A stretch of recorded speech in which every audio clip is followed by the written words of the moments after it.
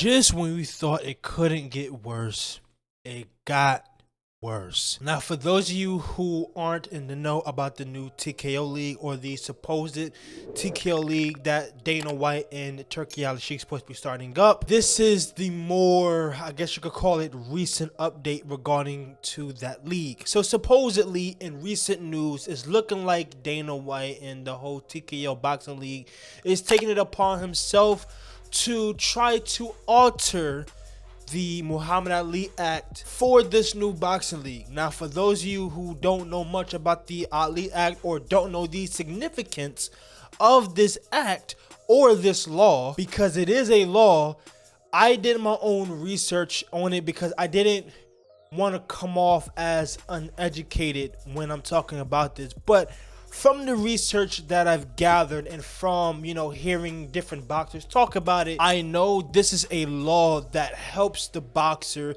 it supports the boxer, and it prevents, or it's set so that way it prevents the boxers from being robbed, if you will, right? It prohibits shady business, right? So the gist of it is, all in all, it is a law in which a fighter pretty much knows how much money he's really supposed to be making. So, for example, if Dana White gives a fighter $50,000, but with the Ali Act, you're able to see how much you're really supposed to be making. So, if I'm only getting $50,000 and I look and I'm supposed to be making $1 million, Dana White has to come up off that $1 million because I know I'm supposed to be making $1 million. Now, you might be asking yourself, well, why would Dana White try to alter a law that helps the fighter, right? Why would he do that? Now, for those of you who haven't seen my first video talking about this, I would highly recommend y'all go back and watch that, because in that video I talk about the payouts, this payout system that Dana White is trying to implement in this new TKO boxing league. If you haven't seen the screenshot of the payouts, this is the screenshot of the payouts. And as y'all can see, all of these payouts are predetermined numbers, meaning he already have it set in stone depending on where the fighter is at. This is how much that they're supposed to make depending on where they're at currently in that TKO boxing league. And I believe if you are a defending champion and you're fighting somebody who was ranked, I believe ranked number 1 and number 2, you can have a payout of $750,000, right? So all of these numbers are predetermined. When you have the Ali Act, that pretty much prevents stuff like that from going on, because again, if I'm getting $750,000 and I'm supposed to be making, in reality, $5 million, I know I'm supposed to be making $5 million. Now, this is the same system that Dana White has currently in his UFC league, by the way, right? Mind you, this same system is the same system that got him sued by his own fighters. Not only did he have to pay current fighters, he also had to pay former fighters by the total of $375 million. And you're trying to bring that same system into boxing.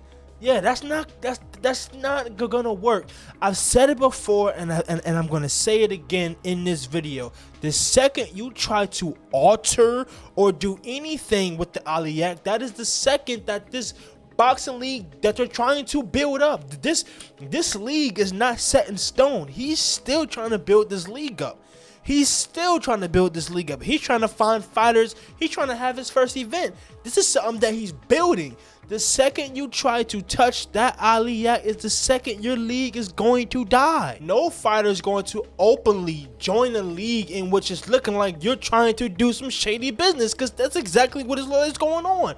It looks like you're trying to start some shady business, bro. And it doesn't matter what level they are at, because I know people have this mentality of, well, boxers nowadays are being overpaid. Okay, but the alternative to that is not to feed them scraps. And that's what Dana White has been doing with his own fighters in the UFC. He's been paying them scraps. Why do you think UFC fighters talk so much about boxers? They're trying to get a boxing match because they're trying to get a bag. That's what it is. They're trying to get it back because Dana White is handicapping them. I remember, right? I don't know if I got this information from somebody who watches UFC or I got this from like a website. So I forgot where I've seen this from. But I seen something that was like Dana don't even want his fighters to wear sponsors on their shorts. It was something crazy like that. He is completely handicapping his fighters. That's why people are coming over here to get the bag. But I get it. These days, a lot of boxers are being overpaid. But the alternative to that is not to try to feed them scraps, bro. Because it doesn't matter what level you are at. Boxing is dangerous. Combat sports, period, is dangerous. UFC especially is dangerous. People getting their arms broken, their legs broken, suffering massive cuts, all kinds of crazy stuff, and you're feeding them scraps? I can somewhat agree. Boxers these days are getting completely overpaid, but understand this too. We always refer to like the 70s and the 80s and the 90s as the golden age of boxing, right? Us as boxing fans, we always say, hey, the 70s and the 80s and the 90s are the golden age of boxing. Like, that is the standard. Like, that's when boxing was at its absolute best, right? But understand this too, y'all. A lot of those boxers have either went broke or they went homeless. What's that guy name? It's like Matthew Muhammad. I forgot his last name. He went homeless, and I believe he was a light heavyweight. I think he's one of the best light heavyweights of all time. One of the best light heavyweights of all time went homeless. Michael Moore, you know, a champion. Of course, you know, he lost his belt to George Foreman. He was a champion. He's on video talking about how he went broke. How is that? Because there was a lot of shady business going on at that particular time. You had people like Don King robbing people. That is why we have the Ali Act. To prevent people like Don King. To prevent people like Dana White. That's why we have the Ali Act. To prevent people like those two. That's why. But if you are new, make sure you hit that like button, comment, subscribe, and comment down below y'all thoughts and opinions about Dana White looking to alter this Ali Act. And by the way, that's very dangerous for him to do that, because if I'm not mistaken, this doesn't just affect his league that he's trying to make.